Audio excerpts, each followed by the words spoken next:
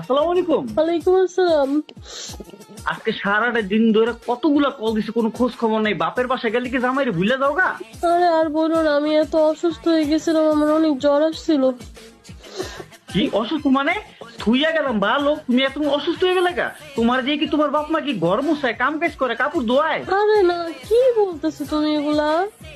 কিন্তু মানে কি, বিয়ার আগে তোমার হলে এক জায়গায় গেলে, কোন জায়গায় ঘুরতে গেলে তোমার মা কি কইতো যে চুল পরিমাণ যাতে কোনো ক্ষয়ক্ষতি যাতে না হয়, সই সালামতে যাতে তোমার বাসায় দিয়া যায়, এগুলো বলে নিকা।